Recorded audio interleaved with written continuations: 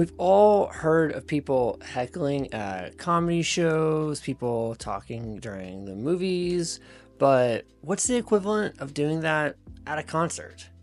Well, it's when you shout over and over and over for an artist to play a song. And sometimes that works out. Sometimes people bring banners asking for them to play their favorite song. But sometimes it backfires and it honestly just makes the artist pretty upset.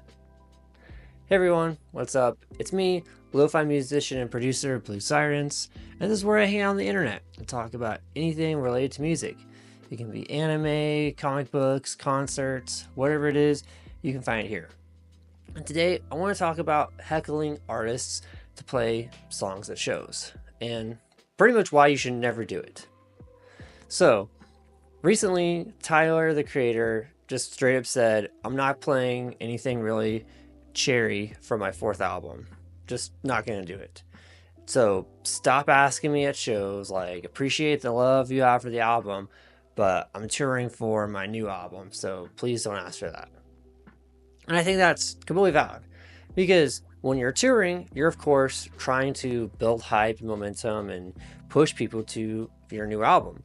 The majority of the songs on your set list for that tour are the new ones because you want people to get excited about those. You're touring in support of that album and it's new, it's fresh, you want to play it. Versus some of your older stuff, you may like it still and maybe you're okay with playing it, but it doesn't have that same feel as an artist to keep playing the old stuff over and over again. It's kind of boring. It's like, hey, that was a different chapter of my life, and every time I have to go back and play songs from it, not really my favorite thing to do. And I think that's completely understandable. At least that's my perspective of it. And even if you are like in a different band, it's still kind of unacceptable, I would say too. Dave Grohl, when he was doing his first tour for the Foo Fighters, had so many people come out to the show saying, play Marigold. People were chanting it, people had banners, and they were saying that because he had a lyric credit on that song with Kurt Cobain. And obviously, Kurt Cobain had just passed. People wanted Foo Fighters to be the next Nirvana, the next chapter of it, but it's not. It's Dave Grohl's thing. It's a new chapter for him. And when you continually say, we want the old stuff, we want that stuff, it's like, hey, that's not what I'm here to do. I'm here to do Foo Fighters. I'm here to do my own thing. You know, I love what I did with Nirvana, but I'm the frontman for Foo Fighters, not the drummer for Nirvana. So different band, different thing. But sometimes shouting out a song, does work. Sometimes artists at the last minute will say, you know what, we'll change our set list or we'll just throw this song in as an encore or whatever, and they'll play it. And that's really nice of them because when you go on a tour, like you've practiced, you've rehearsed those songs and you know what you're going to play every single night. And when you say yes to a fan, it throws off the entire set list. Maybe not every member of the band is prepared to do the song. Maybe they don't have all the backing tracks or audio files for those songs. So it's a big ask sometimes to ask an artist to play a song that's not on their set list. And I get it. Some artists have like 50, 60 songs. Even if they only have maybe 20 or 30 songs, they're only going to play maybe 10 or 15. And one of those might be your favorite. So you want to hear it live as much as possible. I saw the All American Rejects last week in Vegas, and they played, of course, all their hits, Dirty Little Secret, Move Along, but there's plenty of songs from the Move Along album that are not everyone's favorite, but I really like them, and I wish they would play them. But they're out here playing their hits, and there's nothing wrong with that. It's their show. I paid to go see them, so I don't think I necessarily have the right to say, you should play this, you should play this. I mean, that's what DJs are for. You can pay them for a request. But when you're seeing a band live, like, they prepared the show for you, and you said, yes, I want to see the show, I'll buy a ticket. It's not, yes, I want to see the show, and I get to make 3 requests. Doesn't work that way.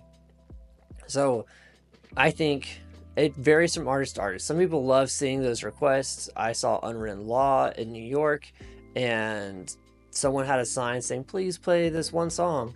And I don't know if it was on their set list or not, but they said, you know what, we'll play that song. And they played an acoustic version of the song, which was different, but honestly was very moving.